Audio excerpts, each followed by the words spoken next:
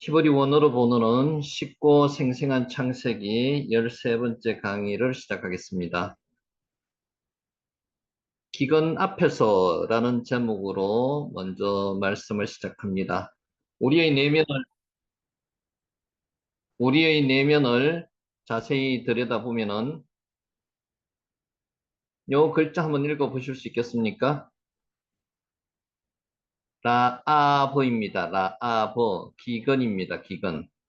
굶주림. 아브라함이 12장에서 가나안 땅에 들어갔을 때 기근이 들어서 애굽으로 하나님과 상의 없이 내려가는 사건이 있습니다. 그때 나오는 단어가 라아브 기근입니다. 우리의 내면을 자세히 들여다보면은 날마다 많은 두려움에 사로잡혀 살고 있음을 부인할 수 없습니다. 이 글자 한번 보세요. 라아브. 실패할까봐 두려워하고요. 거절당할까봐도 두려워하고 사랑하는 사람을 잃을까 봐도 두렵습니다. 재산이 무너지고 사라질까 봐도 두려워합니다. 계속 라아브 나가고 있습니다. 기근입니다. 본색이 드러날까 봐도 두렵습니다. 제일 두려워하는 거죠. 건강을 잃을까 봐도 두렵고 잘못된 결정을 내릴까 봐도 두려워하고 있습니다. 계속 라아브 지금 밑에 글자 있습니다. 그 힘겨운 인생이 계속될까 봐 두려워합니다. 우리 인생의 이런 기근 앞에 서게 될 때 우리는 어떻게 믿음으로 이러한 인생의 기근을 극복해야 할까요? 인생의 기근, 굶주림, 라아브입니다. 창세기 12장 10절 말씀입니다. 그 땅에 기근이 들었으므로 아브람이 아직 이름이 아브라함으로 바뀌기 전입니다. 애굽에 거류하려고 그리로 내려갔으니 이는 그 땅에 기근이 심하였습니다. 얼마나 아브라함이 당황했겠습니까? 하나님께서 가나안 땅으로 들어가라 그래서 가나안 땅으로 들어갔는데 그 땅에서 기근이 일어났습니다. 하나님께서 기근을 주셨으니 얼마나 답답했었겠습니까? 의논하지 않고 애굽 땅으로 내려간 아브라함이 이 장에 나타납니다. 12장에. 그 기근이 라아브입니다. 예상치 못한 기근 앞에서 아브라함이 많이 당황했습니다. 라아브, 그가 하나님 말씀을 따라 온 약속의 땅, 가나안에서 이렇게 생존을 생각하게 될 줄은 전혀 예상하지 못한 겁니다. 우리도 마찬가지죠. 기도하다가 하나님께 응답을 얻어서 그대로 했을 때 순탄한 길만 열리리라고 생각을 하지만 그렇지 않습니다. 기근이 닥쳐옵니다. 시련과 시험이 닥쳐올 때도 있습니다. 예상하지 못했기에 아브라함에게 더 큰 충격이 되었습니다. 라아브 기근입니다. 나아가서 하나님의 부르심에 응답한 결과가 바로 이런 건가? 한탄과 원망이 일어날 수도 있습니다. 실망스러운 생각도 밀려오기 시작했습니다.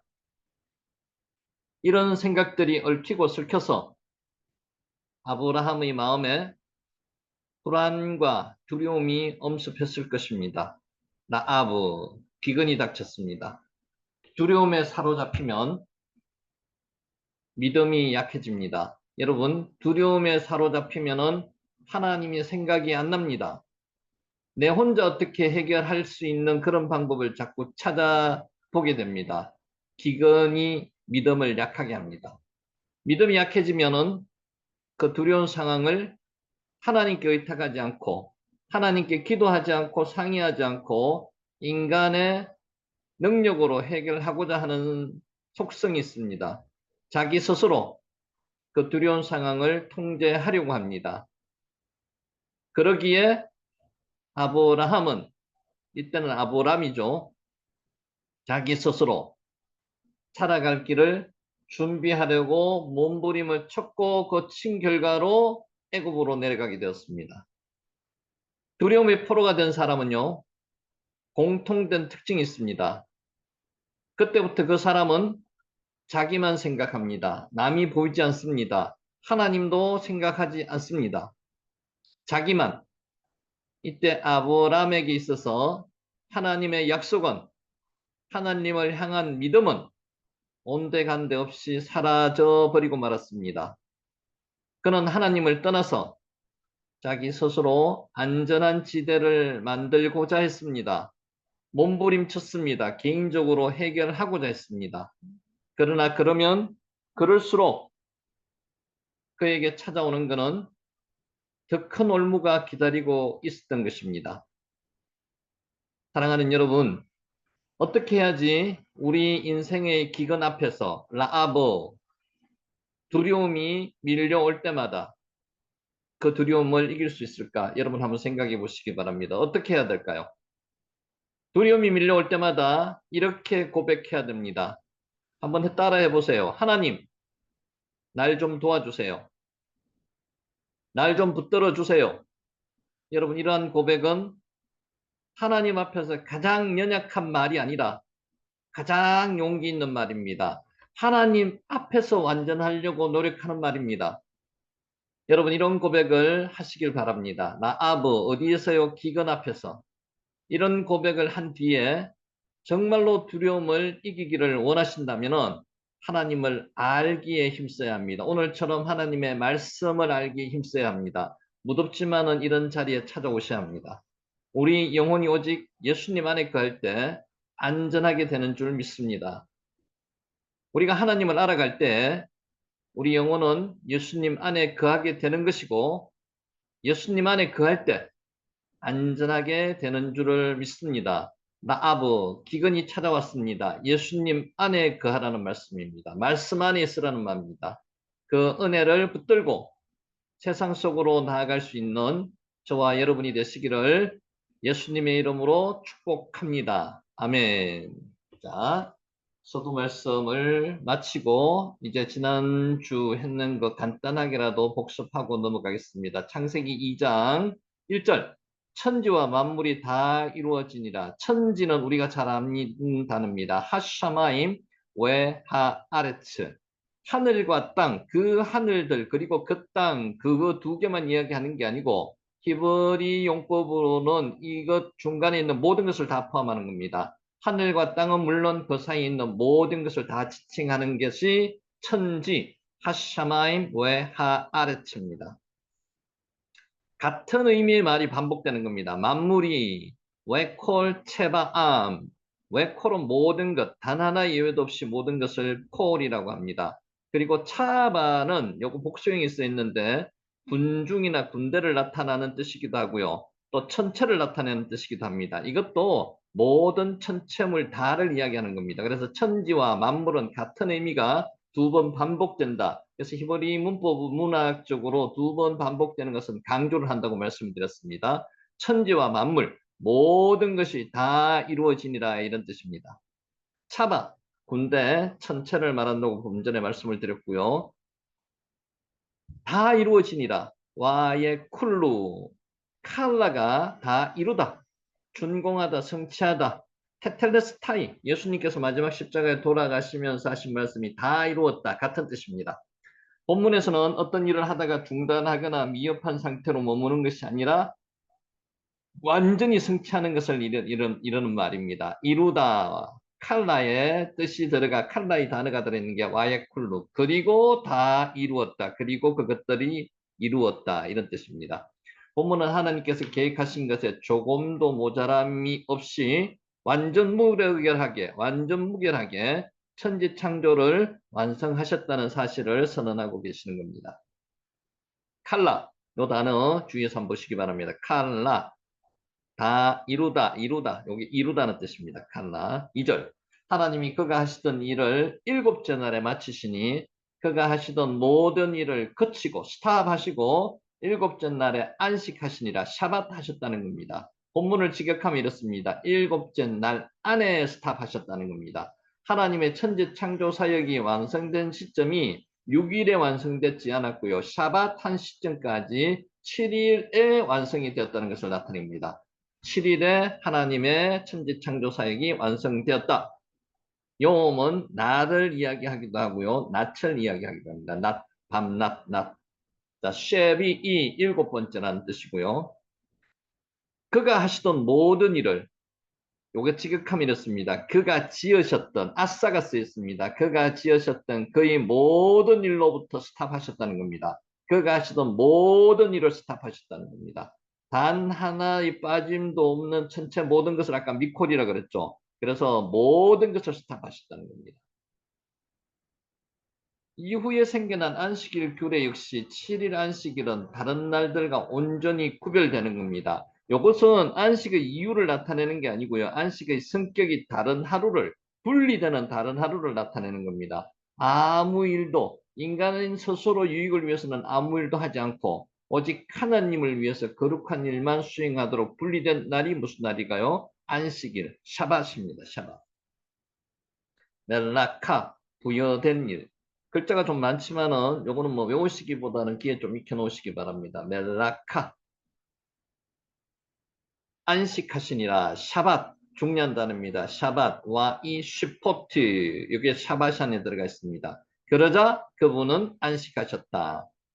안식하다, 샤밧, 쉬다, 그치다, 정지하다는 뜻입니다. 스탑, 안식하다는 뜻입니다. 쉬다, 레스트도 안식하다는 뜻입니다. 그치다. 6일간의 천지 창조 사역을 완수하고 완전히 칸다가 아까 뭐랬죠? 완전하게 끝냈다는 거죠. 완수하고 난 다음에 하나님께서 모든 일을 완전히 멈추시고 쉬신 것, 스탑하고 레스트 하셨다는 겁니다. 와, 이 슈포트, 안식하시니라. 그러나 하나님께서는 6일 동안 가중한 일을 하신 후 피곤하여서 쉬신 것은 아닙니다. 하나님은 피곤하지 않으십니다. 하나님은 인생이 아니시기 때문에 잠도 주무시지 않습니다. 졸지도 않으십니다. 피곤하지 않으십니다. 피곤해서 쉬신 것이 아니라 계획하신 모든 일을 다 이루신 후에 창조하신 것들이 보기에 심히 좋다는 시극한 만족감을 가지고 스탑하고 쉬셨다는 겁니다.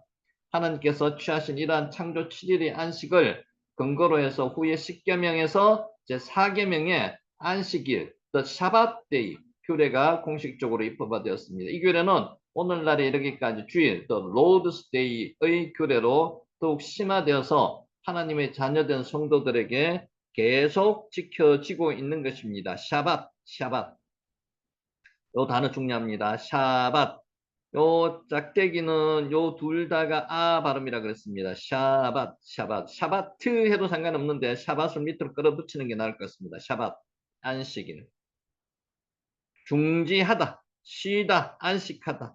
여러 가지 뜻이 있습니다. 3절. 하나님이 그 일곱째 날을 복되게 하사 거룩하게 하셨으니 이는 하나님이 그 창조하시며 만드시던 모든 일을 마치시고 그 날을 안식하셨음이니라. 나를 복 주신 날은 이라밖에 없습니다. 이때까지는 아브라함을 복을 주셨습니다. 아브라함에게 복을 주셨습니다. 그러나 나를 복을 주셨습니다. 나를 복을 주신 것은 이게 처음입니다. 그리고 창조하신 모든 것에 복을 주셨습니다. 자, 복되게 하사 거룩하게 하셨으니 요 단어 와예 바라크 와예 까테시 두 개가 있습니다. 바라크 복을 주시고요. 카다시 카다시 카다시가 거룩하다 구분하다는 뜻이죠. 구분하셨다는 것입니다.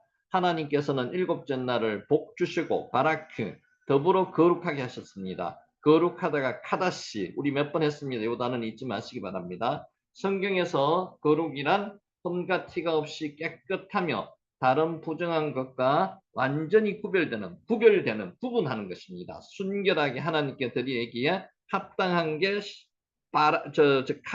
카다시입니다. 카다시, 거룩하다, 구별하다. 카다시, 카다시. 이건 뭐 성경에 나오는 중요 단어, 가장 많이 나오는 단어 중에 하나가 카다시입니다. 4절. 이것이 천지가 창조될 때에 하늘과 땅의 내력이니 여호와 하나님이 땅과 하늘을 만드시던 날에 엘로힘 여호와가 두 개가 동시에 사용된 첫 번째 사례가 오늘 창세기 2장 4절에 나옵니다. 여호와는 약속의 하나님, 그리고 하나님 엘로힘은 능력의 하나님, 권능의 하나님, 엘샤다의 하나님을 뜻하는 겁니다. 이 두 가지가 동시에 쓰여 있습니다. 여호와는 하나님께서 친히 자기를 계시하시는 분입니다. 출애굽기 3장 13절에서 15절에 나옵니다. 본절에서 가장 처음으로 등장하고 있습니다. 엘로힘은 방금 말씀드렸듯이 엘샤다이 하나님, 능력의 하나님, 강력한 하나님, 이것을 나타내고 있습니다. 내력, 내력이라는 것이 엘레 톨레토트라는 단어를 쓰는데 톨레토트는 원래는 계보입니다. 계보, 가계입니다. 그래서 여기서는 계보라는 뜻보다는 약전, 요약된 기록이라는 의미가 강하게 쓰여 있습니다. 엘레 토레토트. 여기서 중요한 것이 엘레가 이것이 아니고 단수가 아니고 이게 복수형입니다. 엘레, 이것들 이릅니다. 이것들, 그래서 엘레 복수형이고 실제로 이것들이 이렇게 표현하고 번역하는 게 제일 정확한 편입니다. 이것들이 천지가 창조될 때 하늘과 땅의 내력, 양력이니 여호와 하나님이 땅과 하늘을 만드시는 날에 이렇게 말씀하시는 게 번역하는 게 제일 올바른 번역이라고 봅니다. 엘레, 이것들, 톨레다흐, 여기서 요게 톨레다흐 계보 족보를 이야기하는 거죠. 톨레다흐, 톨레다흐, 톨레다트. 자, 5절. 여호와 하나님이 땅에 비를 내리지 아니하셨고 땅을 갈 사람도 없었으므로 들에는 초목이 아직 없었고 밭에는 채소가 나지 아니하였으며 요게 난의 구절이라고 지난번에 말씀드렸죠. 여기서 간다는 아바드가 다스린다는 뜻도 있고 경쟁한다는 뜻도 있고 여러 가지 뜻이 있을 수 있습니다. 하나님의 형상대로 지음을 받았으며 땅을 정복하며 모든 생물을 다스리는 사명은 인간에게 있었습니다. 인간이 마땅히 땅과 자연을 다스려야 된다는 거죠. 땅을 다스릴 사람이 없었고 땅을 경작할 사람이 없었고 경작이라는 단어도 맞지만 다스리는 의미도 있습니다. 그래서 들에는 초목이 없었고 밭에는 채소가 나지 아니하였다고 기록하고 있습니다. 자, 여기서 아바드, 여기 아바드가 썼습니다. 아바드는 다스린다는 뜻도 있고요. 봉사하다는 뜻도 있고, 일하다는 뜻도 있고, 예배하다는 뜻도 있습니다. 사람은 하나님께서 창조하신 땅을 그대로 내두는 것이 아니라, 방기하는 것이 아니라, 힘써 일할 터전으로 삼아야 한다는 것입니다. 땅을 착취하는 의미가 아닙니다. 아바드는 봉사하다는 의미도 있습니다. 인간은 땅을 비롯한 자연의 원래 창조된 목적에 따라서 그 역할을 잘할 수 있도록 도와주는 자연 친화적인 삶을 살아야 한다는 것이지 땅을 정복하고 착취한다는 의미가 있는 것은 아닙니다. 아바드, 일하다, 예배하다, 다스리다 여러 가지 뜻이 있습니다. 노동하다. 들에는 초목이 아직 없었고 밭에는 채소가 나지 않았다. 요게 난해 구절이라고 말씀을 드렸죠. 창조 3일에 이미 식물이 창조되었습니다.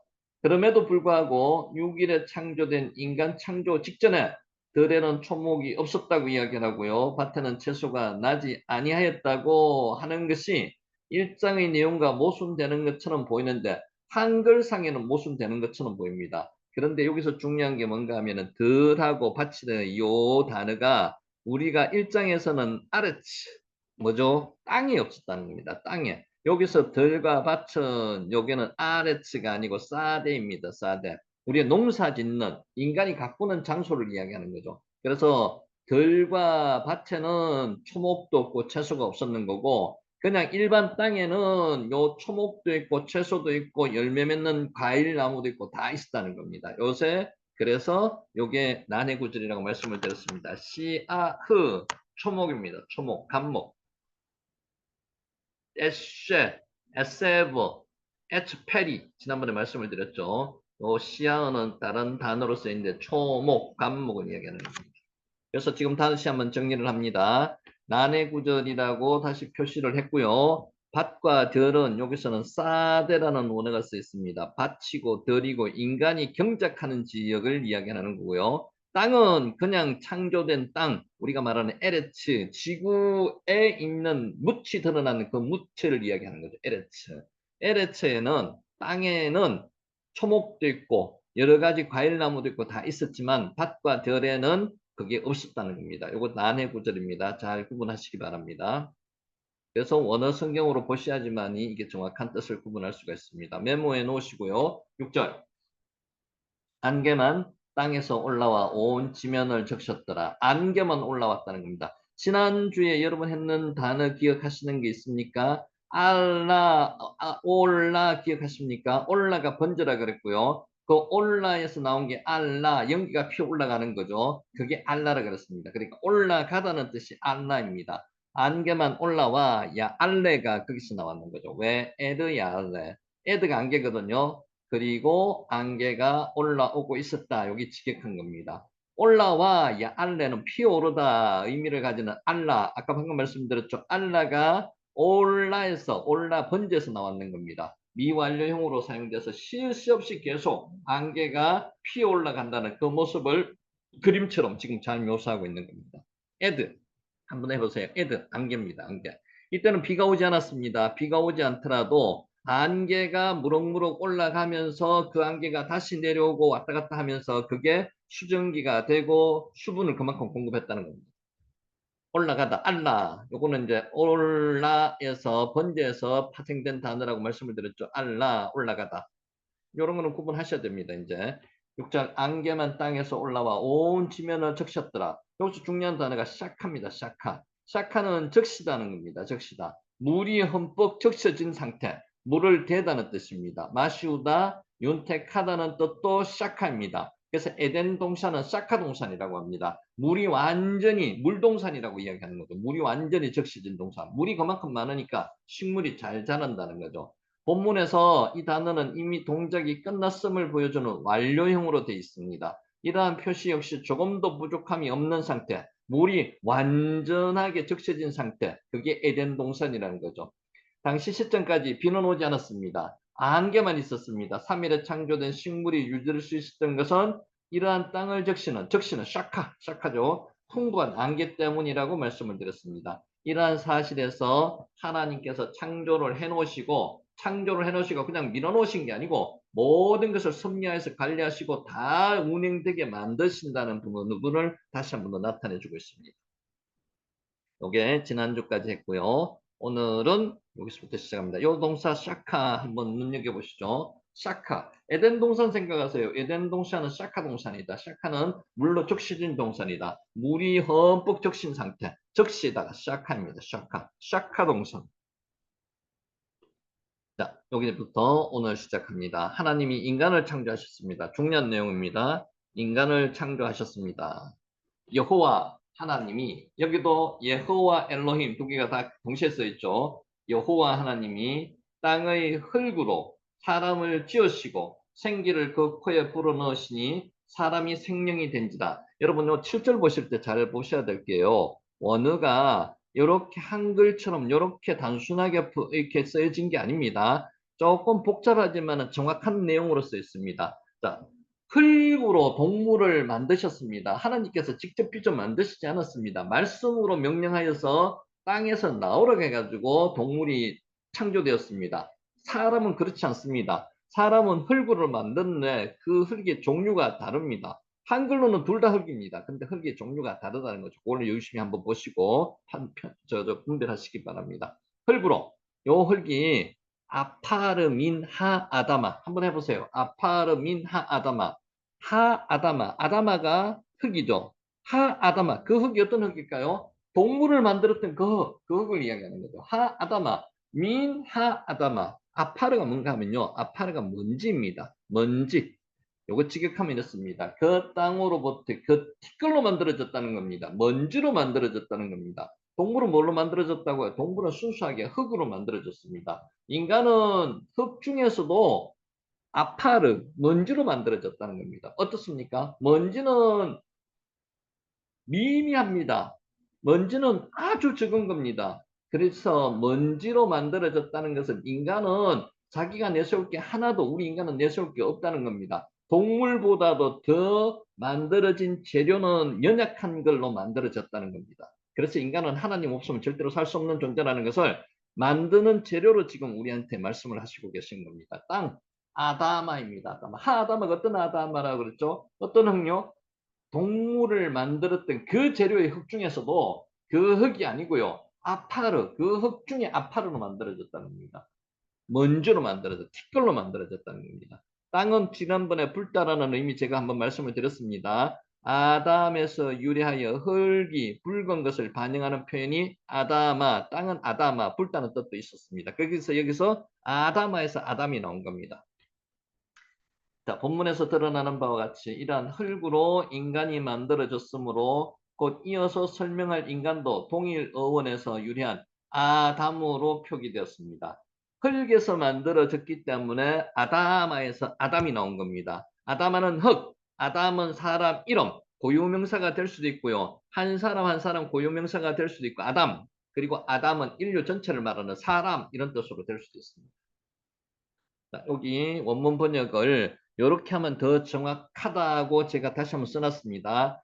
땅의 흙으로, 여기 한글 표현입니다. 한글 성경 표현인데 땅의 흙으로 이렇게 하는 것보다는 그 땅, 아담하거든요. 그 땅의 티끌로 만들어졌다는 겁니다. 이게 정확한 번역입니다. 그 땅의 티끌로 이렇게 하는 게 정확한 번역입니다. 사람은 뭘로 만들어졌다고요? 흙으로 만들어졌지만 그 원재료는 흙보다 더 미미한 존재인 티끌로 만들어졌다는 겁니다. 그래서 동물은요 강합니다. 사람은 티끌로 만들어졌기 때문에 동물보다 더 연약한 존재입니다. 그러면은 그 연약한 존재로 하나님께서 사람을 만드셨다는 겁니다. 그러면 사람은 하나님을 의지하지 않으면 살 수가 없는 존재라는 그런 뜻하고도 같이 생각할 수가 있습니다.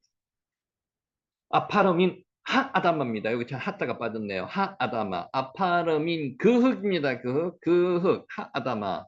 티끌. 아파르. 중요한 단어입니다. 기억해 놓으세요. 우리는 연약한 존재들입니다. 사람은 연약한 존재들입니다. 인간이 아무리 강한 척 하더라도 절대로 강한 게 아닙니다. 인간은 연약합니다. 저와 여러분은 연약하고요. 하나님이 계시지 않으면 우리의 인생 자체는 의미가 없습니다. 강하지 못하기 때문에 항상 넘어지고 깨지고 없어질 존재라는 거죠. 근데 하나님이 계시기 때문에 우리는 이 세상을 하나님 의지해서 살아갈 수 있다는 겁니다. 아파르, 죄, 진토, 가루라는 뜻입니다. 동사로 번역될 때는요, 부스러지다는 뜻도 있습니다. 그만큼 연약한다는 겁니다. 진토, 티끌,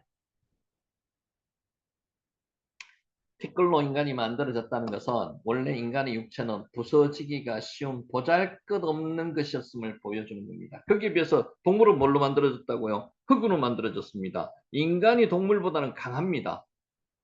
인간이 동물보다는 강합니다. 그렇지만은 하나님께서 직접 아파르민 아하아다마로 만드셨기 때문에 하나님을 의지하면 우리는 동물보다도 강할 수 있고요. 모든 것을 다스릴 수 있고요. 하나님께서 힘을 주시는 힘으로 살 수 있다는 겁니다. 인간은 연약하게 만들어 주십니다. 하나님께서 그렇게 만들어 주셨다는 거죠. 무가치한 땅의 티끌로 만들어진 육체를 의지하지 않고 무가치한 티끌을 가지고도 인간을 위대하게 창조하신 하나님을 의지하고 살아갈 때 진정한 가치 있는 삶을 살 수 있다는 것을 여기서 하나님께서 우리한테 가르쳐 주고 계시는 겁니다. 하나님을 의지해야만 살아갈 수 있는 게 인간이라는 겁니다. 여기 한번 읽어보실래요?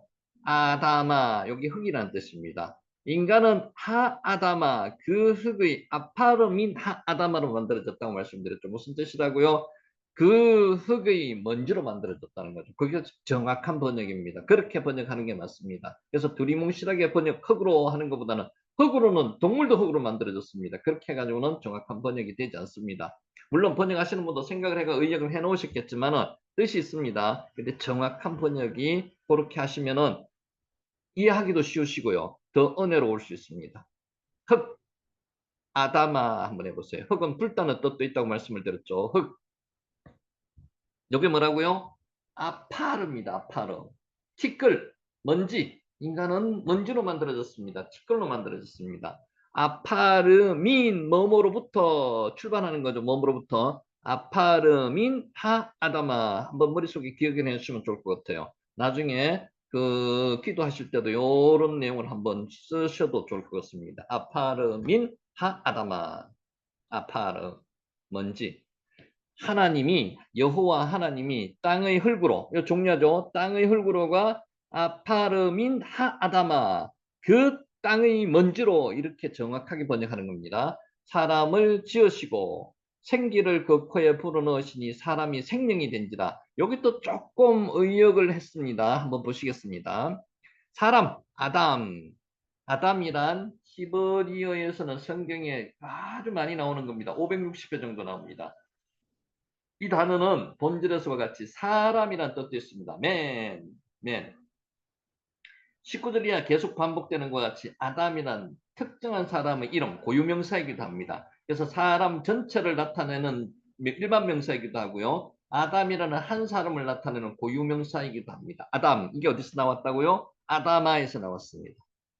이와 같이 특정인의 이름인 고유명사 아담이 일반 명사인 사람으로도 사용되는 것은 그 이름의 의미가 인간 전체에 대한 대표성과 포괄성을 동시에 지니기 때문에 그렇습니다. 이 단어의 어원과 거기 담긴 뜻이 정확히 무엇인지에 대해서는 정확한 내용은 없습니다. 의견이 분분합니다. 대표적인 견해를 살펴보면 이렇습니다. 첫째로 여기 대부분의 학자들이 이야기하는 내용입니다.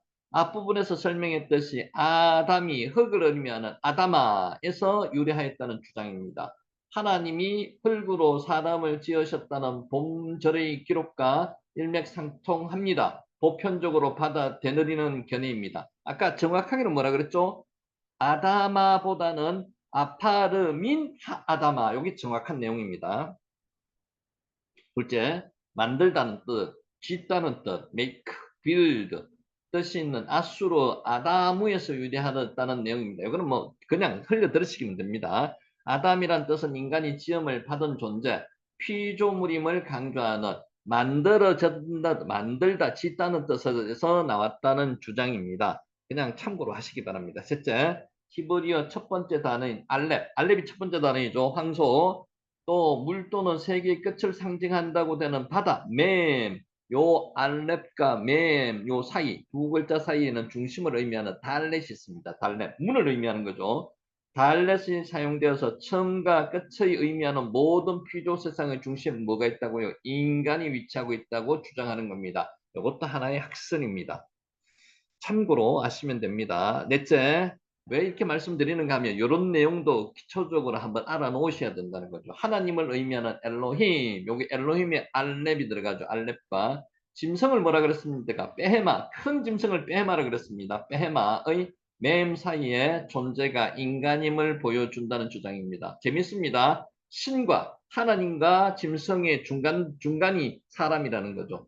인간이 하나님의 형상대로 창조된 신적 요소를 가진 반면에 육체의 정욕대로 살 때는 짐승과 같은 존재로 타락할 수 있음을 보여준다고. 그러니까 신적인 요소, DNA를 우리가 가지고 있습니다. 하나님의 첼렘 데무트로 우리가 시험을 받았습니다. 그렇지만은 정욕대로, 육체의 정욕대로 살면은 짐승과 같은 생활을 한다. 이런 뜻이 있을 수도 있다는 거죠. 다섯째, 빛이 나다라는 의미가 있는 아람어에서 유래하였다는 이야기입니다. 인간이 다른 피조물과 구별되는 존귀한 존재임을 나타나는 견해입니다. 참고로 아시면 됩니다. 자, 사람 아담 여섯째 번째로 결합시키다는 의미에서 나왔다는 의견입니다. 아람어에서 유래하여서 인류의 시종인 아담이 모든 시대와 모든 장소에서 살았던 전 인류를 하나로 결합시키는 자, 그런 뜻에서 아담 결합시키다는 의미가 있는 아람어에서 유래하였다 이런 뜻입니다. 자, 다양한 의견 가운데서 맨 처음에 하는 게 보통 사람들이 흙에서 나왔다는 거죠. 가장 정확한 아다마에서 아담이 나왔다는 것. 단정 짓기는 어렵습니다. 딱 단정 짓기는 그것도 어렵습니다. 그러나 우리는 이러한 다양한 견해를 참고로 알아놓으시고요. 인간이 과연 어떠한 존재이며 아까처럼 그런 의미 있는 말도 있잖아요. 하나님과 동물 사이에서 있는 존재가 인간인데 동물처럼 정욕적으로 살면은 동물처럼 되는 거고요. 하나님이 DNA를 받은 것처럼 살면은 하나님처럼 사는 거고요. 그래서 인간은 그 중간 단계다. 그래서 이런 내용을 그냥 재미있는 이야기로만 듣지 마시고 인간이 과연 어떤 존재이며 어떻게 사는 것이 바람직한지를 깊이 묵상하는 도구로 삼으시라는 거죠. 생기, 이 중요한 단어입니다. 따라 한번 해보세요. 니시마타하임. 생기 한번 해보세요. 니시마타임. 니시마타임. 자, 생기는 숨을 뜻하고요. 호흡, 기운, 영혼으로 번역되는 네사마, 요 연경이 니시마트입니다. 그러니까 니시마트가 어떤 뜻인가 하면요. 숨, 호흡을 이야기합니다. 니시마트. 그래서 살다, 활발하다라는 뜻, 생명이라는 번역되는 하이의 복수인 하임, 요게 결합니다. 그래서 니시마트 하임은 생기라고 번역할 수 있습니다. 니시마트 하임, 중요한 단어입니다. 하나님께서 사람을 흙으로 만드시고 아파르민 아다마로 만드시고 그 사람한테 생기 뭐를 불어 넣으셨다고요? 니시마 타임을 불어 넣으셨다고요. 니시마 타임. 복잡할지 몰라도 복잡한 거라고 생각하지 마시고 중요한 단어입니다. 니시마타 하임을 불어 넣으. 니시마타 하임이 뭡니까? 루아흐입니다. 루아. 성령을 불어 넣으셨다는 거죠. 그러니까 니시마타 하임이 성령하고 같은 개념이라고 생각하십니다. 생기를 불어 넣어주셨는 거죠.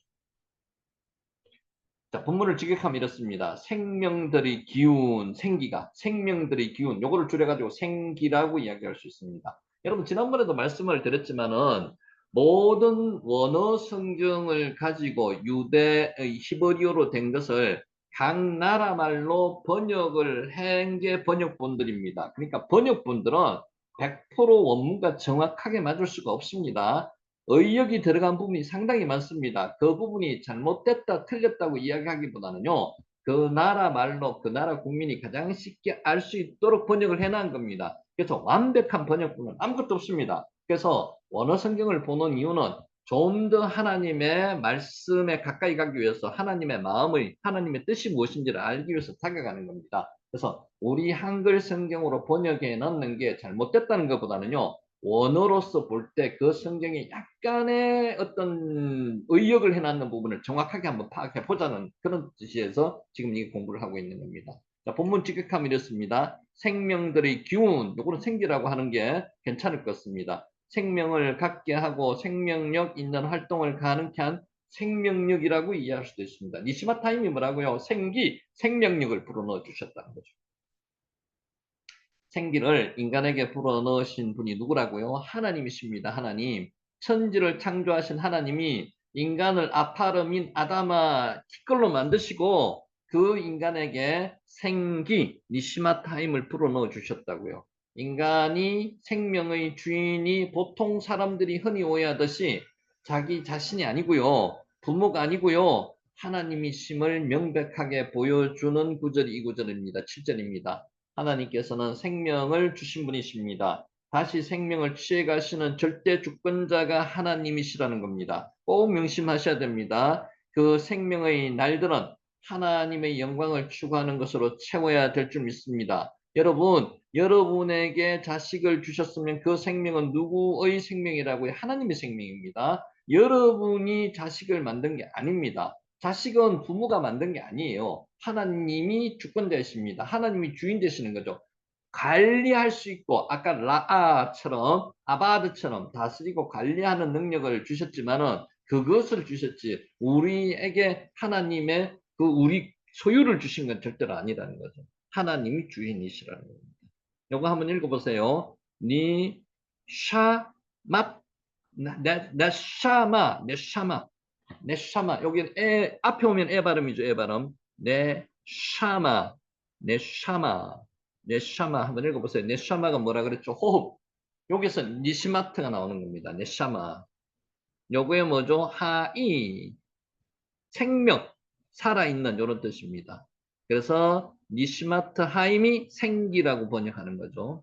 자, 7절 다시 합니다. 요거 중요합니다. 여호와 하나님이 땅의 흙으로 사람을 지으시고 흙이 아까 반복합니다. 뭐라 그랬죠? 아다마 여기서 끝나는 게 아니고요. 아파르민 하 아다마라고 말씀드렸죠. 생기를 니시마트 하임이 생기라 그랬죠. 코에 불어 넣으시니 사람이 뭐가 되었다고요? 생령이 된지라. 이것도 의역이 들어가는 겁니다. 여러분 요거 정확하게 하면은 생령이 아닙니다. 생물입니다. 생물. 자 보세요. 생령, 네페샤야. 네페샤야 옆에서 앞에서 한번 보신 적 있습니까? 여러분 육상에 있는 동물을 만드시고 그걸 네페샤야라 그랬습니다. 물속에 있는 생명을 만드시고 그것도 네페샤야라 그랬습니다. 세레추 네페샤야가 수중생물, 육상에 있는 생물을 네페샤야. 그럼 사람도 방금 생명이라고 번역을 했지만은 생명이 아니고요. 그 코에 생기를 그 코에 불어넣으시니 사람이 뭐가 됐다고요? 생물이 된지랍니다. 생물이. 원문상으로는 생물입니다. 네페샤야입니다. 네페샤야. 자, 헷갈리시죠? 다시 한번 봅니다. 이와 같이 동일한 표현이 앞에서 숨쉬는 짐승을 가리키는 표현으로도 사용된 바가 있습니다. 수중생물, 쇠레추 네페샤야, 육상생물들, 네페샤야, 네페샤야입니다. 숨쉬는 동물들, 짐승들을 네페샤야라고 그렇습니다. 자, 그래서 네페시아야는 인간을 가리키는 독특한 표현이라고 볼 수 없습니다. 그래서 한글 성경문은 인간을 가리키는 독특한 의역을 해놨는 겁니다. 생령이라고. 생령이라고. 원문상 그렇지 않습니다. 원문상은 네페시아입니다. 네페시아야.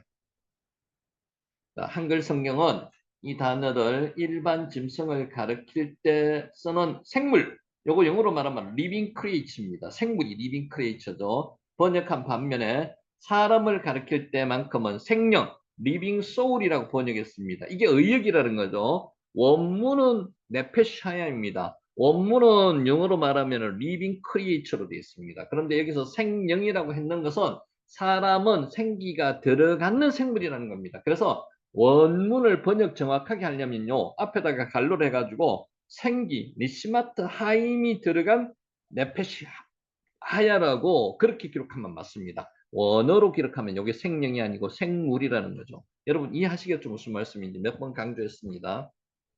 그래서 여기 보세요. 원문 번역을 정확하게 한다면 생명은 뭐라고 해야 되는가 하면 생물로 번역해야 되는데 갈로를 치가지고 이렇게 할 수 있습니다. 니시마 타임이 생기라 그랬죠. 생기를 불어넣은 생물이 사람이라는 거죠. 그게 의역을 하면 생명이라는 겁니다. 그래서 의역을 해놨는 게 잘못됐다는 그 부분보다는요. 우리가 원문을 볼 때 혼란스럽지 않게 이해를 하셔야 된다는 거죠. 요거는 생명이 아니고 원문상에는 네페샤야 생물입니다. 생물. 그래서 요 별표 쳐놨는 거 요거 유심히 보시면서 한번 기억해 놓으시면 좋을 것 같습니다. 자, 요거 중요합니다. 자, 이러한 차이는 원어 작구의 차이가 아니라 문맥의 차이를 반영하여서 번역함으로써 생겨나는 겁니다. 의역을 했는 게 잘못됐다고 말씀을 드리는 게 아닙니다. 근데 가장 정확한 거는 원문 그대로 번역을 하면서 그 나라 글로 이해를 시키는 게 제일 중요하다는 거죠. 그때는 아마 생령이라고 해가지고 사람들이 이해가 될 가능성이 높았지만은 지금 그렇게 안 해, 이렇게 이해를 생령이라고 안 해도 충분히 이해가 될 가능성이 있습니다. 그래서 요거는 이제 번역하시는 분들의 숙제인데 실제로 원문을 그대로 해가지고 사람들이 이해할 수 있게 만들어주는 게 제일 중요한 내용인 것 같습니다. 하나님께서 짐승들은 말씀을 통하여 육체와 생명을 동시에 창조하신 반면에 말씀으로 창조하셨습니다. 거기에서 사람들, 동물을 직접 만드시지 않았습니다. 말씀으로 명령하셨습니다. 짐승을 만들 때. 말씀을 통해서 육체와 생명을 동시에 창조하셨습니다. 특별히 인간만은 그렇게 하지 않으셨어요. 육체를 흙으로 지으시고, 이 흙이 뭐였습니까? 아파르민 하 아다마라 그랬죠. 그 흙에 먼지로 만들었다 그랬습니다. 생명은 하나님께서 친히 그 코에 니시마타 하임을 불어넣어 주심으로써 생물이 됐는데 생기를 불어넣어 준 생물이 되었다는 거죠. 몇 번 반복했으니까 혹시라도 좀 이해가 덜 가시는 분은 녹화를 제가 보내드릴 때 다시 한번 보시면서 이해를 하시면 좋을 것 같습니다. 요거를 정확하게 이해하셔야지만이 인간이 어떤 존재인지 여러분들이 설명하실 수 있고요. 여러분들이 설교하실 수 있습니다. 네페샤야. 이런 특별한 독특한 방법을 사용하여서 창조된 인간은 살아 숨쉰다는 점에서 네페샤야, 그러니까 생기가 불어넣어준 네페샤야라는 거죠. 다른 동물과 차이가 없습니다. 하나님의 특별한 애정으로 그 형상에 따라 지음을 받았다는 점, 생명이라고 불려줄 수 있습니다. 생명이라고 불려줄 수 있는 것은 일반 생물과는 다르게 하나님이 직접 지으시고 그 코에다가 니시마트 하임을 불어넣어 주셨다는 거죠. 그게 생명이 되었다고 번역은 해놓는데 생명, 니시마타임, 생기를 불어넣어진 생물 이렇게 하시는 게 정확한 표현이라고 말씀을 드립니다. 자, 요거 이제 주제를 한번 볼까요? 왜 하나님은 사람을 흙으로 만드셨을까? 이런 거 한번 생각해 보셨습니까? 이게 정확하게 흙이 뭐라 그랬죠? 우리는 이제 이걸 아셔야 됩니다. 아다마가 아니라 그랬죠. 아파르민 하 아다마 이렇게 이해하셔야 됩니다. 여기는 제가 아다마로 써놨습니다. 흙, 동물도 아다마로 만들어졌습니다. 사람도 아다마로 만들어졌는데 정확하게는 사람의 아다마로 만들어졌다고 하기 전에 아파르민 하 아다마로 만들어졌다고 이야기를 해야 됩니다. 창세기 2장 7절 하나님께서 땅의 흙으로 사람을 빚으시고 그 코에 생명의 숨을 니시마타임이죠. 불어넣으셨다. 그러자 그 사람이 일어나 생명체가 되었다. 아까 우리 한글 성경 개역 개정에는 이게 뭐라고 생물이 아니고요. 생물이 아니고 뭐라고 했죠? 아까 보게 되었다고 이야기했죠. 잠깐만요. 생령이라고 이야기했죠. 생령. 여기는 생명체라고 표현했고요. 자, 동물과 새들도 흙에서 창조되었습니다. 말씀으로 창조하셨습니다. 직접 빚으신 게 아닙니다. 아다마 한번 해보세요. 아다마 흙입니다. 흙. 불다는 뜻도 있다 그랬죠. 창세기 2장 19절 여호와 하나님이 흙으로 각종 들짐승과 공중의 각종 새로 지으시고 아담이 뭐라고 부르나 보시려고 그것들을 그에게로 이끌어 가시니 아담이 각 생물을 부르는 것이 곧 그 이름이 되었더라. 이름을 짓는다는 것은요, 그 속성을 그 정확하게 알고 있어야 이름을 지을 수 있습니다. 그러니까 아담이 굉장히 뛰어난 인간이었다는 거죠. 그 모든 속성을 다 알고 있었다는 겁니다. 왜냐하면은 하나님이 직접 만드신 사람이 아담이었기 때문에 그만큼 뛰어났다는 겁니다. 사람과 동물은 같은 종류의 흙으로 창조되지 않았다. 이해하시겠죠? 흙인데 사람은 아파르민 아다마 종류가 다릅니다. 흙의 먼지로 창조되었는 게 사람입니다. 아다마 동물은 아다마 사람은 아파르민 아다마 사람은 흙의 먼지, 영어로 dust 그러죠. 에서 창조되었습니다. 히브리어 2장 7절에 흙으로 번역된 히브리어는 아파르입니다. 정확하게는 아파르민 아다마 이렇게 하죠. 먼지라는 뜻입니다. 티끌이라는 뜻입니다. 아파르. 여기 아파르입니다. 눈여겨보세요. 창세기 2장 19절 흙으로 번역된 히브리어는 아다마입니다. 아다마, 아다마. 땅의 흙을 말합니다. 여기 아다마. 지금 계속 아다마 나가고 있습니다. 흙의 먼지로 창조된 사람은 땅의 흙으로 창조된 짐승보다 동물보다 약한 존재입니까? 강한 존재입니까? 먼지는 약한 존재들입니다. 동물보다 연약한 존재입니다. 미미한 존재라는 거죠. 아다마, 여기 아파르입니다. 아파르. 먼지, 티끌. 시편 103편 13절에서 14절 읽습니다. 아버지가 자식을 긍휼히 여긴 같이 여호와께서는 자기를 경외하는 자를 긍휼히 여기시나니 이는 그가 우리의 체질을 아시며 우리가 단지 먼지뿐임을 기억하심이로다. 하나님께서 왜 먼지로 만드셨을까요? 너희들은 나를 하나님을 의지하지 않으면 살아갈 수 없는 존재들이라는 것을 하나님께서 미리 그 재료로 가지고 미리 의미를 주셨다는 것입니다. 아파르 한번 해보세요. 아파르.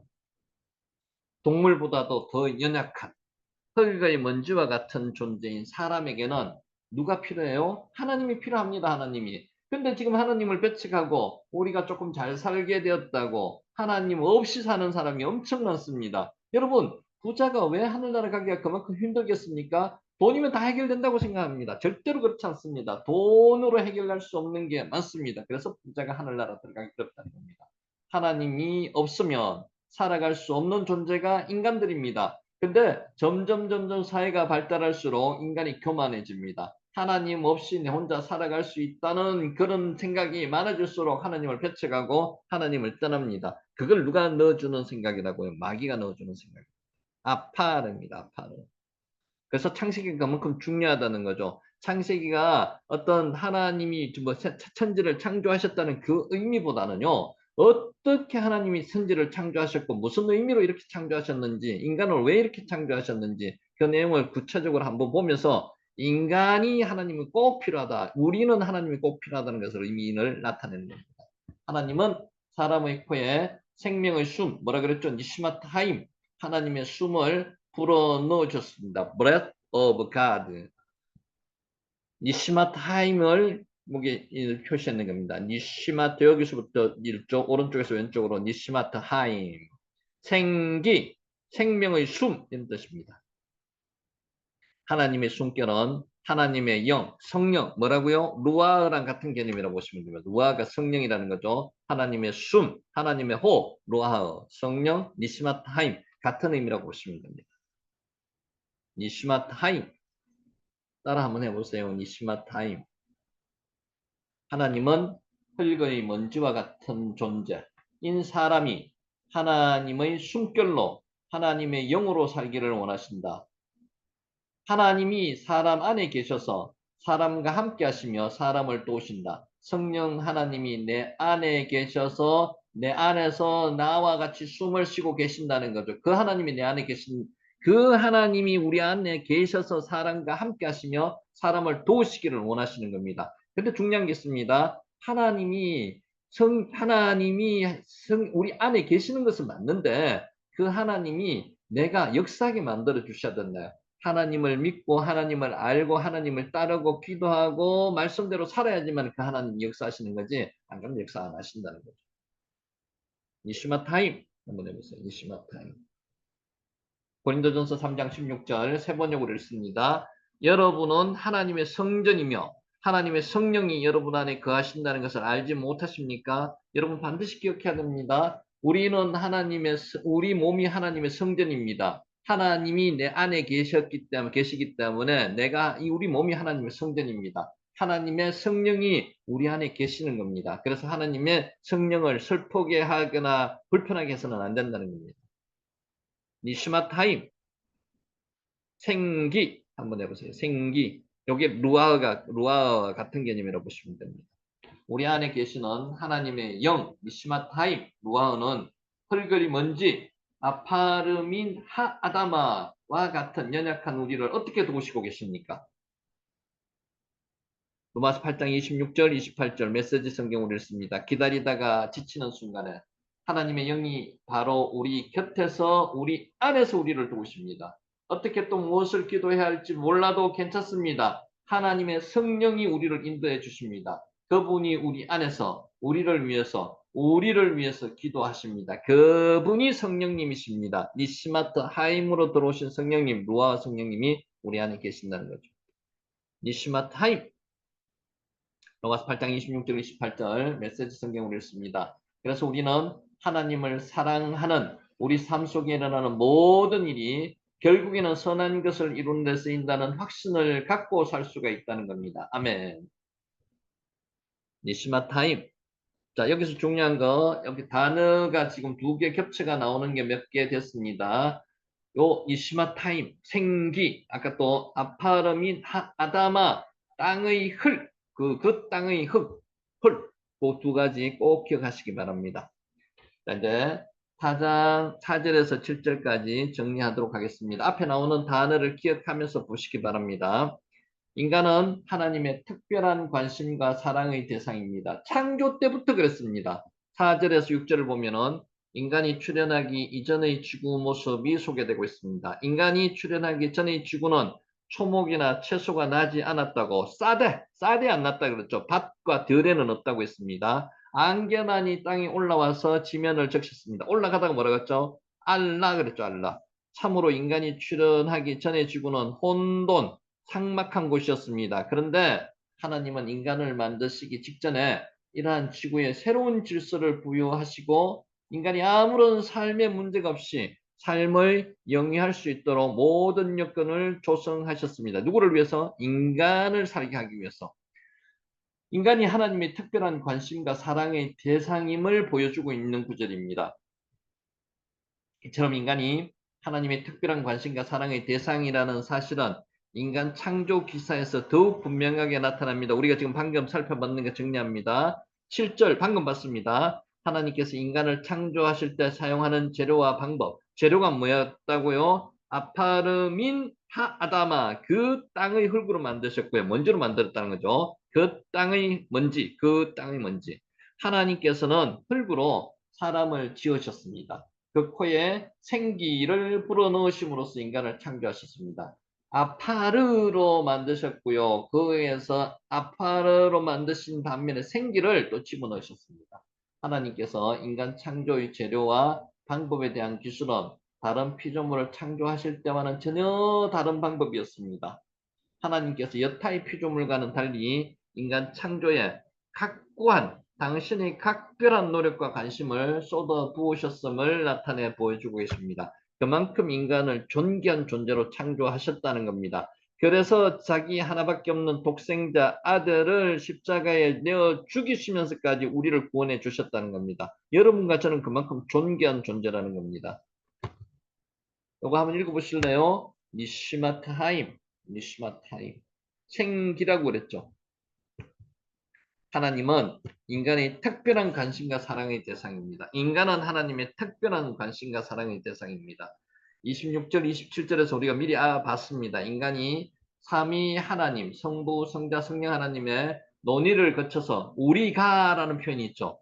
하나님의 형상, 이미지, 모양대로 창조되었다고 말씀을 드렸습니다. 첼렘 데무트 기억하시죠? 기술함으로써 인간이 하나님의 특별한 관심과 사랑의 대상이었음을 나타낸 바가 있습니다. 인간은 창조 이전과 창조의 과정에서 다른 피조물이 받지 못한 특별한 관심과 사랑을 받았습니다. 그리고 이러한 하나님의 특별한 관심과 사랑은 하나님으로 하여금 자신을 낮추어서 인간과 언약을 맺게 하셨습니다. 그만큼 존귀한 존재로 만드셨기 때문에 하나님의 일방적인 본인의 몸이 찢어지면은 아직 찢어지기까지 하는 언약을 맺으셨다는 거죠. 인간의 범죄에도 불구하고 인간을 즉각적으로 멸망시키지 않게 하셨습니다. 그것은 결국 인간을 죄에서 구원하시기 위해서 당신의 독생자 예수 그리스도를 세상에 보내어서 십자가에서 몸이 찢겨 죽게까지 하시게 하셨던 것입니다. 성경은 하나님의 인간에 대한 이러한 특별한 관심과 사랑의 기록입니다. 하나님이 주이시고요. 인간을 사랑하신다는 내용입니다. 전체가. 따라서 우리는 성경 어느 곳을 펴서 읽어보아도 인간에 대한 하나님의 특별한 관심과 사랑을 발견할 수가 있습니다. 성도 여러분, 하나님이 이러한 특별한 관심과 사랑의 대상으로 우리는 어떻게 살아야 되겠습니까? 이제 답은 나왔습니다. 하나님의 특별한 관심과 사랑에 부어가는 삶을 살아야 한다는 것입니다. 진정 우리는 하나님의 말씀과 뜻에 순종함으로써 하나님의 특별한 관심과 사랑에 역행하지 않는 바른 삶을 살아야 하겠습니다. 아멘. 이거 한번 읽어보실래요? 니시마트 하임, 생기라고 이야기했죠. 생기를 코에 불어넣어 주셨습니다. 인간은 하나님 앞에 지극히 보잘것없는 존재, 아파르민 하아다마 기억하시죠? 그 땅의 흙으로, 그 땅의 먼지로 만들어졌다는 거죠. 7절은 하나님께서 인간을 만든 재료가 흙임을 보여줍니다. 정확하게는 먼지입니다. 흙이란 땅의 티끌과 먼지를 가리킵니다. 앞에서 우리는 인간이 하나님의 특별한 관심과 사랑을 받으며 하나님의 형상과 모양대로 창조된 만물의 영장이라고 합니다. 하나님의 창조의 절정이자 최고의 걸작품이라는 게 인간이라는 거죠. 그럼에도 불구하고 이처럼 존귀하게 창조된 인간을 구성하고 있는 재료가 뭡니까? 그토록 하잘것없는 먼지, 티끌과 먼지라는 겁니다. 흙이라는 겁니다. 정녕 놀라운 일이 아닐 수가 없습니다. 그 먼지로 사람을 만들었다는 거죠. 인간이 하나님 앞에서 얼마나 보잘것없는 존재인가를 나타내 주는 겁니다. 우리는 정말 하나님 앞에 내세울 게 하나도 없습니다.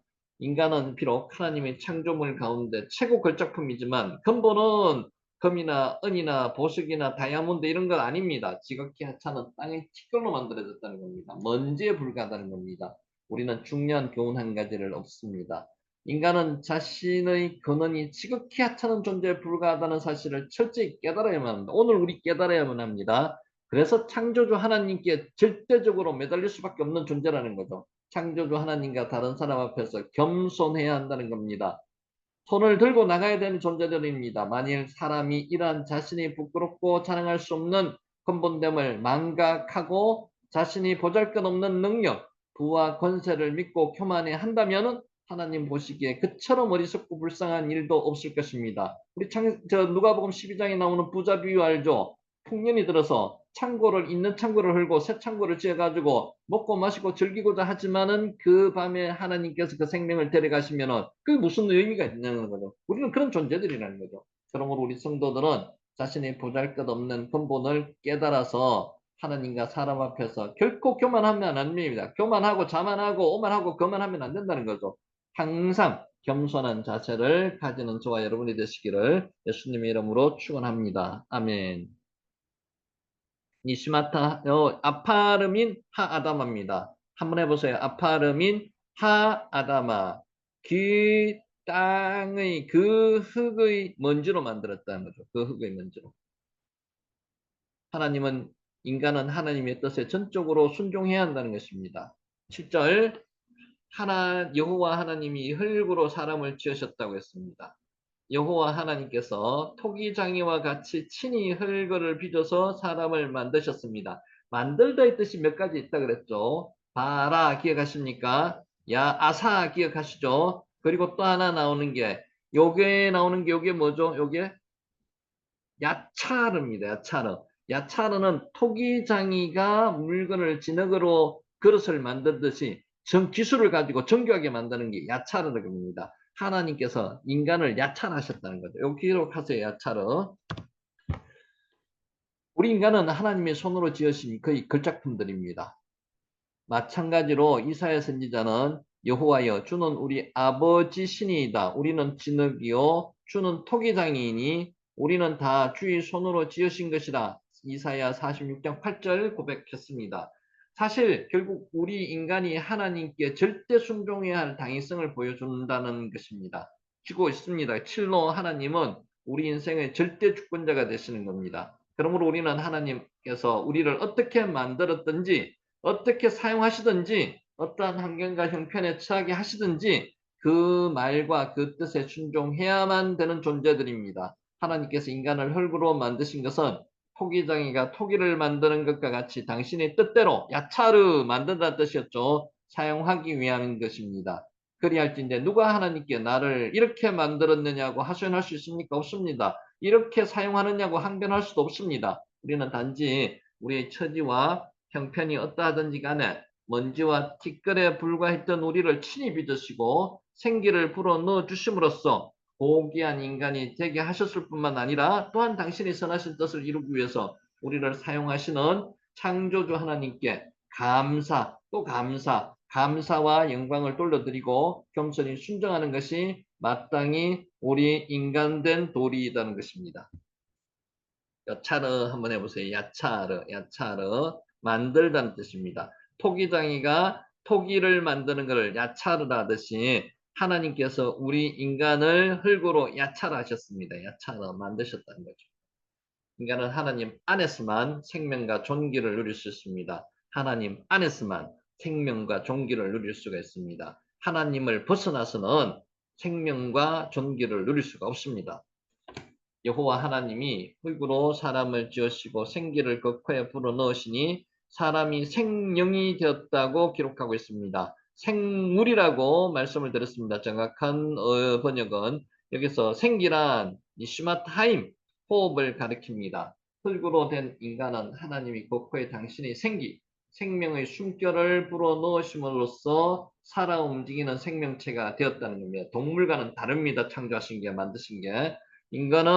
이것은 우리에게 매우 중요한 교훈을 주시고 있습니다. 인간은 다른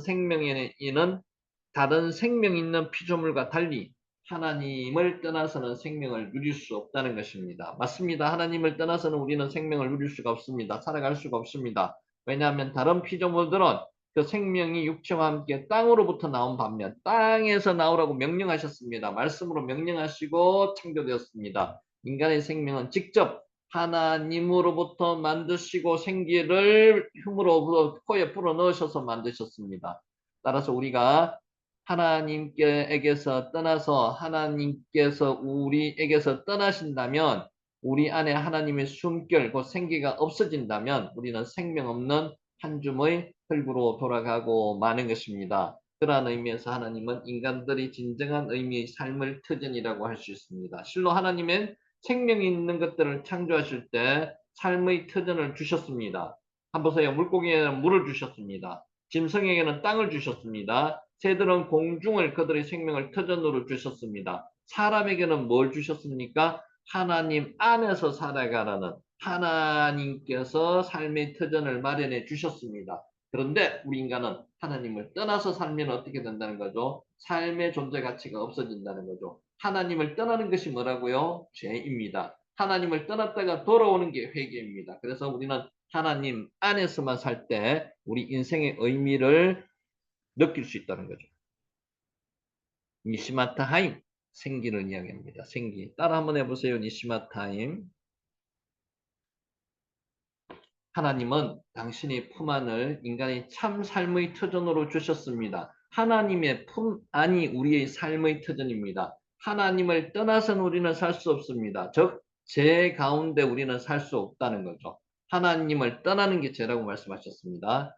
그러므로 우리는 하나님 안에서 그의 말씀에 순종하여 살 때 진정한 인생의 인간의 삶을 살 수가 있습니다. 그런 의미에서 하나님 밖에 있는 자들은 비록 호흡은 하고 있으나 진정한 의미에서 살아있다고 할 수가 없습니다. 살아있으나 죽은 자들이라는 겁니다. 한편 흙으로 빚어져 마치 질그릇과 같이 비천한 존재에 불과했던 인간이 하나님께 생기를 불어넣으심으로 질그릇 이상의 생명이 있는 존재가 되었고 모든 피조물 중에서 어떤 되었다는 사실은 인간이 하나님 안에서만 존재하는 존귀한 존재가 존재할 때 존귀한 존재가 될 수 있다는 것입니다. 흙으로 빚어진 인간은 하나님과 연결되어 있지 않을 때 흙덩이밖에 될 수 없습니다. 먼지밖에 한 줌 먼지밖에 될 수가 없습니다. 흙으로 빚어진 짐승과 별다른 바 없는 존재입니다. 그래서 뭐라고 그랬죠? 인간은 하나님, 알렙으로 시작하는 하나님과 베헤마로 시작하는 매매 중간에 있는 달렛이라고 그랬죠. 그래서 뭡니까? 인간이 정욕적으로 살 때는 짐승과 같은 생활을 하게 된다는 겁니다. 인간이 하나님과 안에서 살 때는 하나님과 동행하는 삶을 살 수 있다는 겁니다. 인간이 존귀한 것은 그 생명이 하나님께로부터 나왔다는 겁니다. 그래서 하나님과 연결되어 있다는 거고요. 하나님의 형상대로 지음을 받았다는 것이기 때문입니다. 그러므로 우리는 참으로 생명을 누리고 인간으로서의 존귀함을 누리기 위해서는 항상 누구 안에 어디 안에 있어야 된다고요? 하나님 안에 거해야 된다고요. 하나님 안에. 하나님 안에 가며 하나님과 밀접한 교제를 나누어야만 합니다. 이러한 저와 여러분이 되시기를 주님의 이름으로 축복합니다. 아멘. 이거 한번 읽어보실래요? 니시마트 하임. 우리 한글 번역 성경에서는 생기로 번역해 놨습니다. 생기. 인간은 자기가 온 곳으로 돌아갑니다. 여러분 어디서 온지 알고 계시죠? 한번 보겠습니다. 땅에 물이 수증기가 되어서 하늘로 올라가나 비가 되어서 다시 땅으로 내려옵니다. 세상의 모든 것은 그것이 온 곳으로 되돌아가게 되어 있습니다. 전도서 기자는 이렇게 이야기를 합니다. 1장 5절에서 해는 떴다가 지며 그 떴던 곳으로 빨리 돌아가고 바람은 남으로 불다가 북으로 돌이키며 이리저리 돌아서 불던 곳으로 돌아간다는 것입니다. 모든 강물은 다 바다로 흐르되 바다를 채우지 못하며 어느 곳으로 흐르는지 거리로 연하여 흐르느니라고 말씀하셨습니다. 이처럼 우리가 온 곳으로 다시 돌아가는 자연 원리는 인간에게 대해서도 그대로 적용됩니다. 우리는 온 곳으로 돌아갑니다. 인간은 어디서 왔습니까? 자기가 온 곳으로 돌아갑니다. 인간은 영과 영혼과 육체의 두 부분으로 구성되어 있습니다. 인간이 살아있는 동안에는 두 요소가 밀접하게 결합되어 있습니다. 죽음으로써 분리된다는 거죠. 두 요소는 출처가 각기 다릅니다. 따라서 돌아가는 것도 각기 다릅니다. 본문 7절에서는 하나님께서 인간의 몸을 흙으로 빚으셨다, 만드셨다, 야차를 그랬습니다. 기록하고 있습니다. 다시 말해서 인간의 몸은 어디서 나왔다고요? 흙에서 나온 겁니다. 정확하게는 어디서 나왔다고요? 아파르민 아다마라는 뜻이죠. 아다마. 따라서 인간의 몸은 흙으로 돌아갑니다. 몸은 흙으로 돌아갑니다. 하나님께서도 분명하게 선언하신 사실입니다. 너는 흙이니 흙으로 돌아갈 것이니라. 창세기 3장 19절 말씀하셨습니다. 실제로 인간의 몸은 죽은 뒤에 썩어져서 흙으로 돌아갑니다. 한편 인간의 영혼은 하나님께서 직접 주신 것입니다. 니시마트 하임 생기를 불어넣어 주신 거죠. 하나님께서는 인간을 당신의 형상대로 찰렘 데무트대로 창조하셨습니다. 인간의 몸 안에 영혼을 니시마트 하임 루아를 불어넣어 주셨습니다. 본문 7절에 보면은 하나님이 딸 흙으로 사람을 지으시고 그 코에 생기를 불어넣으심이 인간이 생령, 실제로는 생물이죠. 네페샤야라고 이야기하는 거죠. 생명이 되었다고 기록하고 있는데 단순히 하나님께서 인간에게 생명을 부여하신 것을 의미하지만 생명이라고 의역한 것은 인간의 영혼이 하나님으로부터 왔음을 암시해 준다고 하겠습니다. 에스겔 18장을 보면 모든 영혼이 다 하나님께 있다고 기록하고 있습니다. 하나님은 인간의 영혼의 출처가 하나님께 있음을 분명하게 보여주고 있는 구절입니다. 그러므로 인간의 영혼은 하나님께로 돌아갑니다. 영혼은 하나님께로 돌아가고 육체는 땅으로 돌아갑니다. 그러나 인간의 영혼이 하나님께 돌아간다고 해서 모두 동일한 상태에 처하는 것이 아닙니다. 그렇죠. 당연히 어떤 이는 천국에 갈 수도 있고요. 어떤 이는 지옥에 갈 수도 있습니다.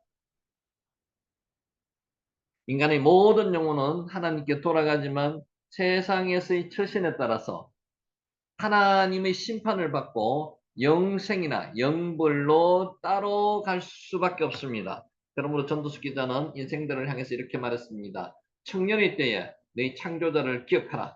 곤고한 날이 이르기 전에 나는 아무 낙이 없다고 할 해들이 가깝기 전에 또한 흙은 여전히 땅으로 돌아가고 영은 그것을 주신 하나님께로 돌아가기 전에 기억하라고 이야기를 했습니다. 말씀하셨습니다. 물론 여기서 영은 영혼을 의미합니다. 기억하라는 것은 자카르, 인생의 창조주와 심판주로서 인생에게 영생과 영벌을 가져다 주실 하나님을 기억하라는 것입니다. 그의 뜻에 순종하는 삶을 살라는 말입니다. 여러분, 우리는 죽어서 몸은 흙으로 돌아가고 영혼은 하나님께로 돌아감을 기억하셔야 됩니다. 따라서 우리는 이 세상을 사는 동안에 하나님께로 돌아갈 준비를 해야 됩니다. 깨어 기도해야 됩니다. 그렇다면 여러분은 지금 영생을 위한 삶을 살고 계시는 겁니까? 아니면은 영벌을 위한 삶을 살고 계시는 겁니까? 정녕 우리 모두는 창조주와 심판주 되시는 하나님을 기억하는 삶으로 영생으로 들어가는 축복을 누리시기를 예수님의 이름으로 축원합니다. 아멘.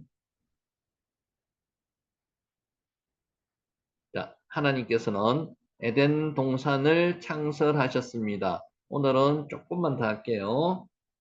8절 여호와 하나님이 동방의 에덴의 동산을 창설하시고 그 지으신 사람을 거기 두시니라.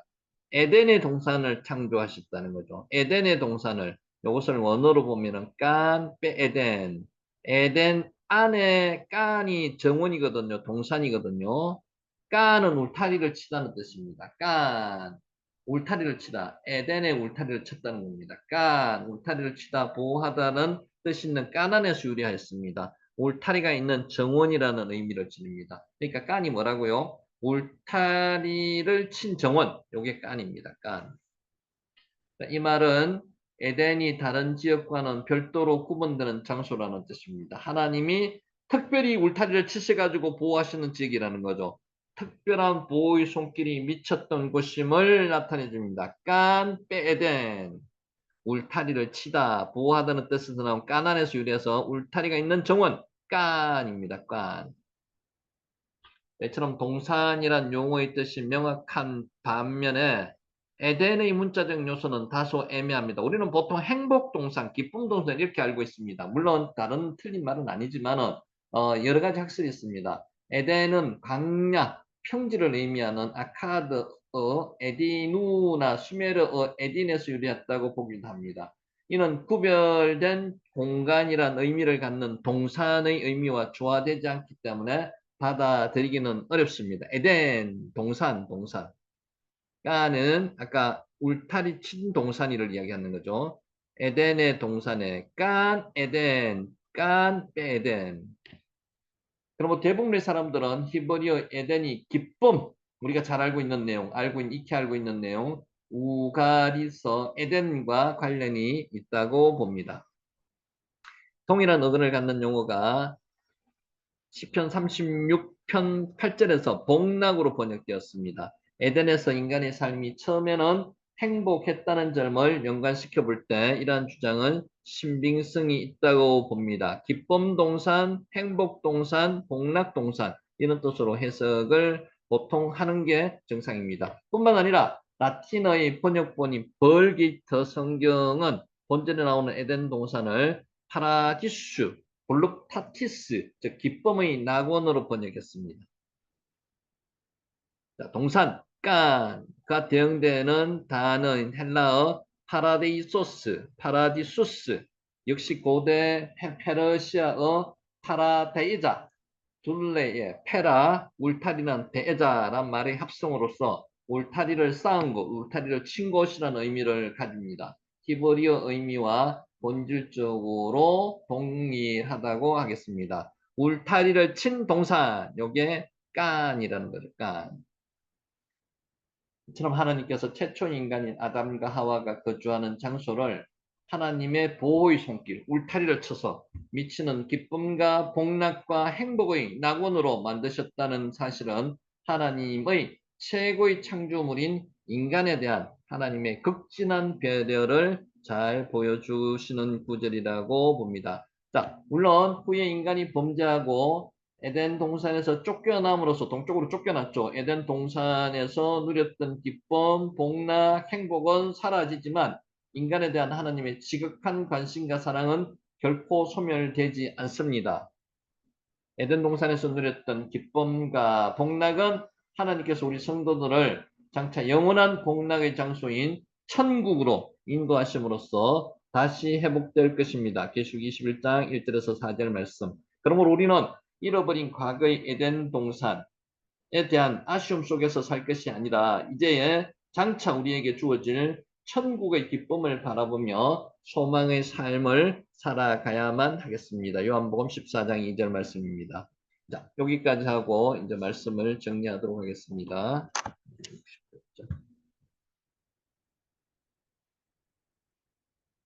오늘 조금 단어가 두 개, 세 개 겹치는 게 나와가지고 조금 어려울 수도 있는데 너무 복잡하게 생각하지 마시고 반복하다 보면은 귀에 익으실 수 있을 것 같습니다.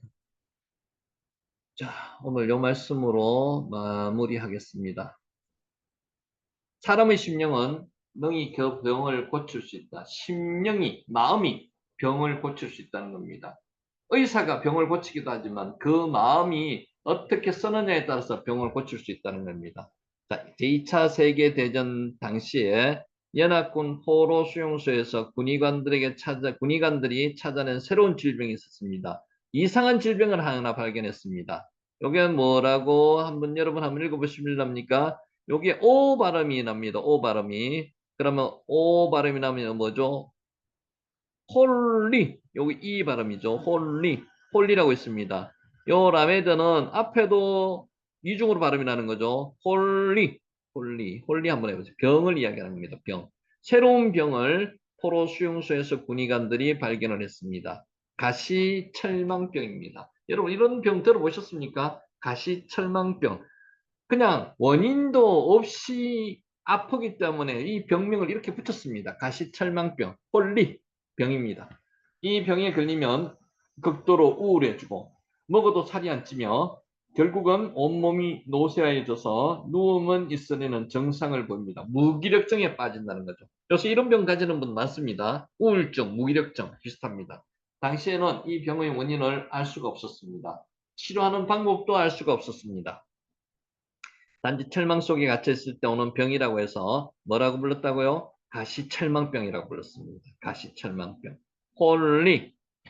같은 수용소에 갇혀 있으면서도 어떤 사람은 이 병에 걸려서 고생하는 반면에 어떤 사람은 이 병에 걸리지 않았습니다. 이후에 밝혀진 바에 의하면은 하루 종일 가시철망을 바라보며 한숨을 쉬고 탄식했던 사람이 이 병에 걸렸습니다. 철망만 바라보는 사람은 이 병에 걸린다는 거죠. 나갈 수 없는 그 안타까운 현실, 그 자체를 그 자체에 집중하면 이 병에 걸린다는 겁니다. 그러나 철망 너머로 펼쳐진 푸른 하늘을 바라보고 고향을 생각하며 내일을 꿈꾸는 사람들, 희망이 있는 사람들은 이 병에 걸리지 않았다는 겁니다.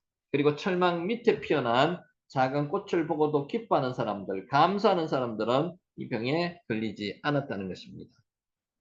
아주 단순한 내용 같지만 단순하지 않습니다. 심오합니다. 이거 한번 읽어보세요. 홀리 지금 하고 있습니다. 병을 이야기하는 겁니다. 이처럼 사람은 마음의 상태에 따라 병이 들기도 하고 병이 극복되기도 합니다. 내가 병을 이기려는 의지가 있으면 병은 극복된다는 거죠. 혼자서는 힘들더라도 하나님을 의지하면 하나님께서 병을 고쳐주신다는 믿음이 있으면 병이 극복된다는 겁니다. 성경은 마음의 중요성에 대해서 이렇게 말씀하고 있습니다. 사람의 심령은 그의 병을 능히 이기려니와 심령이 상하면 그것을 누가 일으키겠느냐? 아무도 고칠 수 없다는 겁니다. 심령이 상한 사람은 병을 고칠 수 없다는 겁니다. 잠언 18장 14절 말씀입니다. 요거 한번 읽어보실래요? 여기 마할레라고 했죠. 마할레. 요것도 병입니다. 병. 마할레. 여기서 사람의 심령은 그의 병을 능히 이기려니와 심령이 상하면 그것을 누가 일으키겠냐. 요 병이 마할레라는 단어를 썼습니다. 마할레. 아까 홀리하고 비슷한 단어에 마가 붙었습니다. 마할레. 마할레. 마음이 건강하면은 사람은 병도 이기고 역경도 이겨낼 수가 있습니다. 마찬가지입니다. 혼자는 약합니다. 하나님을 의지해서 믿음이 있는 사람은 병을 이겨낼 수가 있습니다. 사람 혼자는 약합니다. 안 됩니다. 이게 뭐라고요? 우리 지난번에 공부 하나 했는다는죠? 혹시 읽어보실 수 있습니까? 레브입니다. 레브. 성경은 마음이 레브입니다. 마음의 상태가 건강에 얼마나 큰 영향을 미치는지 여러 곳에서 강조하고 있습니다. 레브 한번 해보세요. 레브, 여기 레브입니다. 평온한 마음은 육신의 생명이나 시기는 뼈를 썩게 하느니라. 잠언 14장 30절 말씀입니다. 레브. 마음의 즐거움은 얼굴을 빛나게 하여도 마음의 근심은 심령을 상하게 하느니라. 잠언 15장 13절 말씀입니다. 레브. 심령이 상하면은 사람은 일어날 수가 없습니다. 심령이 강하면은 일어날 수가 있습니다. 그 심령은 내가 마음대로 할 수 있는 게 아니고요. 하나님을 의지할 때 심령이 강해질 수 있다는 거죠. 이처럼 사람의 마음의 상태는 건강 상태를 좌우합니다. 마음이 건강 상태를 좌우한다는 거죠. 내가 포기하면 아무리 좋은 약을 쓰더라도 낫지 않는다는 겁니다. 이것은 오늘날 심리학이나 의학에서도 매우 중요하게 다루고 있습니다. 마음은 건강뿐만 아니라 우리 인생에도 지대한 영향을 미칩니다. 마음을 어떻게 쓰느냐에 따라서 사람은 달라집니다. 우리가 어떻게 마음을 먹느냐에 따라서 생사가 결정되는 경우도 많습니다. 죽고 사는 문제가 여기에 달렸습니다. 어디에 있다고요? 레브, 마음에 있답니다. 그러므로 성경은 말씀하고 있습니다. 모든 지킬 만한 것 중에서 더욱 내 마음을 지키라. 아주 유명한 구절이죠. 생명의 근원이 이에서 남이니라. 잠언 4장 23절 말씀. 생명의 근원이 마음에서 난다는 거죠. 마음에서. 마음을 지키는 것은 군사들이 성을 지키던 목숨을 걸고 지키는 겁니다. 마음을 지킬 수 있는 방법은 하나님께 의지하는 방법밖에 없습니다. 말씀대로 사는 방법밖에 없습니다. 우리의 마음은 중립지대가 아니라 치열한 전쟁터입니다. 지금 이 순간에도 저와 여러분의 마음은 전쟁터입니다. 이걸 할까 말까 마음이 연약해지기도 하고 강해지기도 합니다. 하나님 의지할 때는 마음이 강해졌지만 하나님의 말씀이 나를 떠나면 내가 하나님의 말씀에서 떠나면 내가 연약해질 수밖에 없습니다. 6.25 전쟁 때 철원의 백마고지에서는 9일 동안에 무려 12번의 공반전이 벌어졌습니다. 뺏겼다가 뺏기고 뺏고 뺏기고 하는 번이 12번이나 있었다는 거죠. 백마고지에서. 심한 날은 하룻밤 동안에 고지의 주인이 몇 번씩 바뀌게 됐습니다. 점령했다가 점령당하고 서로 피비린내 나는 전투를 벌였다는 겁니다. 왜 이랬을까요? 그 고지를 점령해야지만 그 땅이 휴전 직전에 그것이 휴전되면은 그 땅이 우리 땅이 되는 거죠. 이런 치열한 고지 전투가 벌어지는 곳이 어디라고요? 우리 마음입니다. 우리 마음 속에는 지금도 사탄과의 전쟁이 끝없이 펼쳐지고 있는 것입니다. 마음은 생명의 근원입니다. 레버가 생명의 근원입니다, 여러분. 그래서 우리는 지켜야 할 모든 것 중에서 마음을 먼저 지켜야 합니다. 이 마음을 지키는 것은 내 혼자 지킬 수가 없습니다. 하나님이 지켜주셔야 됩니다. 말씀이 지켜야 됩니다. 우리가 건강을 누리며 활기찬 인생을 살려면 먼저 마음이 건강해야 됩니다. 마음이 건강해야 됩니다. 네버. 하나님은 산상수훈에서 심령이 가난한 자는 복이 있다고 말씀하셨습니다. 마태복음 5장 3절. 심령이 가난한 자가 복이 있다고 했는데 이 심령이 가난하다는 것은 마음이 비어있는 상태, 내려놓은 상태, 나를 포기한 상태, 자아가 없어진 상태를 이야기하는 겁니다. 사람은 나이가 들수록 마음속에 온갖 잡동사니가 가득 들어차서 마음을 비우는 일이 쉽지 않습니다. 점점 쌓입니다. 걱정도 쌓이고 모든 것이 쌓입니다. 비워내야 됩니다. 예수님은 본받아 마음을 비우면요. 우리 몸의 유전자가 정상적으로 기능하여서 건강을 회복할 수가 있게 된다는 것입니다. 또한 심령이 가난하다는 것은 마음에 쌓여있는 욕망, 상처, 분노 모든 것을 십자가 밑에 내려놓는 것을 말합니다. 내 자아를 완전히 내려놓는 것을 심령이 가난하다는 것을 이야기합니다. 심령이 가난하다고 하는 것은 부정적이고 옹졸하고 미워하는 마음, 교만한 마음, 거만한 마음, 자만한 마음 모든 것을 버리는 겁니다. 긍정적이고 너그럽고 용서하는 마음, 겸손한 마음, 감사하는 마음을 갖는 것을 말하는 겁니다. 그러면 우리는 병을 물리치고 건강을 되찾고 보이지 않는 하나님 나라를 바라보게 될 수 있다는 겁니다. 이게 뭐라고요? 레브 마음입니다. 마음. 우리는 마음이 중요하다는 것을 알면서도 실제로 마음을 지키는 일이 쉽지가 않습니다. 쉽지 않습니다. 그래서 성경은 우리에게 구체적으로 마음을 지키는 방법을 이렇게 알려주고 계십니다. 아무것도 염려하지 말고 다만 모든 것에 기도와 간구로 너희 구할 것을 감사함으로 하나님께 아뢰라. 그리하면 모든 지각에 뛰어난 하나님의 평강, 샬롬이 그리스도 예수 안에서 너희 마음과 생각을 지키시리라. 빌립보서 4장 6절에서 7절 말씀입니다. 감사함으로 아래면 하나님께서 우리의 마음과 생각을 지켜주십니다. 레브 우리의 마음과 생각을 지켜주십니다. 무조건 기도하는 것이 아닙니다. 감사함으로 기도해야 됩니다. 어려운 문제가 있을 때 자연히 탄식하며 기도하게 됩니다. 그러면 우리는 어떻게 해야 되겠습니까? 감사함으로 기도할 수 있을까요? 모든 일을 긍정적으로 생각해야만 합니다. 하나님께서 긍정적으로 생각하게 해주십니다. 기도의 자리에 가면. 성경은 이렇게 말씀하고 있습니다. 하나님을 사랑하는 자, 곧 그 뜻대로 부르심을 입은 자들에게는 모든 것이 합력하여 선을 이루느니라. 로마서 8장 28절 말씀입니다. 우리는 하나님의 은혜로 모든 것이 합력하여 선을 이루게 될 줄을 믿어야 합니다. 그럴 때 우리는 환난 중에서도 하나님께 감사하며 기도할 수가 있게 됩니다. 하나님은 우리가 근심과 걱정으로 인해서 병들지 않도록 우리 마음과 생각을 평강으로 샬롬으로 지켜주시기를 원하십니다. 하나님께서 지켜주실 것입니다. 아멘. 자, 이제 정리합니다. 모든 일을 긍정적으로 생각하고 마음을 지켜야 합니다. 레버, 마음을 지켜야 합니다. 인생의 짐으로 마음이 짓눌리고 괴로울 때마다 감사하며 기도하며 오늘도 그런 분이 계시거든. 하나님께 맡기세요. 하나님께 마음을 맡기시면은 기도하고 맡기시면은 하나님께서 마음을 풀어주실 겁니다. 그런 저와 여러분이 되시기를 예수님의 이름으로 축원하면서 오늘 강의를 마치도록 하겠습니다. 기도하고 마칠 테니까 잠시만 기다리세요. 잠깐만요.